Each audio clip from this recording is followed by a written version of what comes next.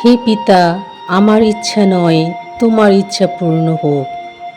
Mark 16 অধ্যায় 36 পদ।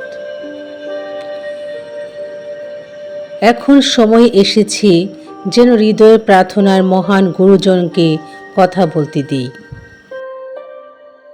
প্রাচ্যমণ্ডলীর পিতৃগণ প্রার্থনার সম্বন্ধে কি বলেন?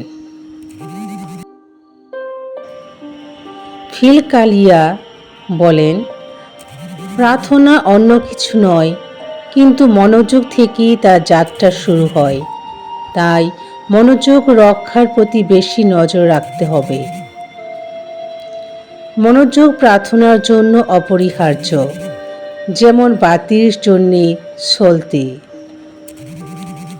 প্রার্থনার সময়ে যেন মন হৃদয়কে রক্ষা করে এবং তারই মধ্যে সব সময় আবর্তিত হয়, কিন্তু দূরে সরে না যায়। হৃদয়ের গভীরতা থেকে তা ঈশ্বরের কাছে প্রার্থনায় উত্তোলন করুক। নব ঐশ্বতত্ত্ববিদ সিমিয়ন। হৃদয়ে প্রার্থনার অনুশীলন দুটি প্রকারে হয়। মাঝে মাঝে মন কাজ করতে শুরু করে যখন ঈশ্বরের উপস্থিতির চিন্তার মাধ্যমে দৃঢ়ভাবে তার সঙ্গে যুক্ত থাকে।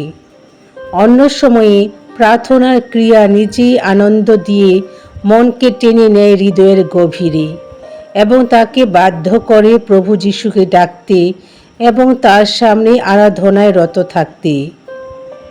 সিনাই পর্বতের গ্রেগরি বলেন, যখন পালে বাতাস লাগে তখন দ্বারের প্রয়োজন হয় না। তুমি যদি দেখো যে অভ্যন্তরীণ প্রার্থনা তোমার অন্তরে কাজ করছে এবং তোমার হৃদয়ে স্বতঃস্ফূর্তভাবে তা প্রবাহিত হচ্ছে, তাহলে তা অবহেলা করো না আর প্রার্থনার বইও খুলো না।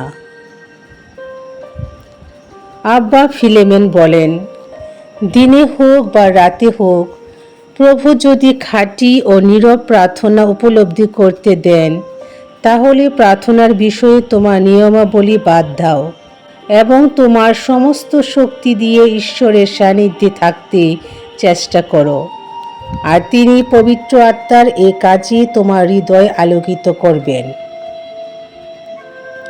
প্রার্থনা শিখতে চাইলে প্রথম কাজ হলো এ কথা স্বীকার করা যে প্রার্থনার বিষয়ে আমরা খুবই অজ্ঞ। বন্দি সন্ন্যাসী থেওফানেস তিনি বলেন, মস্তিষ্ক থেকে তা আমাদের হৃদয়ে নেমে আসতে হবে।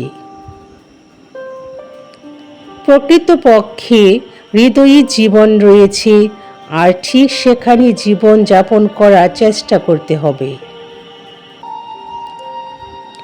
সাধু মারাকিউস বলেন, তুমি যদি খাঁটি প্রার্থনা করতে চাও তবে দৃঢ়ভাবে প্রার্থনায় অধ্যবসায়ী হও এবং ঈশ্বর তোমার সদিচ্ছা দেখে খাঁটি প্রার্থনা তোমাকে দান করবেন। বন্দি সন্ন্যাসী থেওফানেস বলেন, সবচেয়ে গুরুত্বপূর্ণ বিষয় হলো আমরা যেন ঈশ্বরের উপস্থিতিতে পূর্ণ মনোযোগের সাথে হৃদয়ের অবস্থান করি।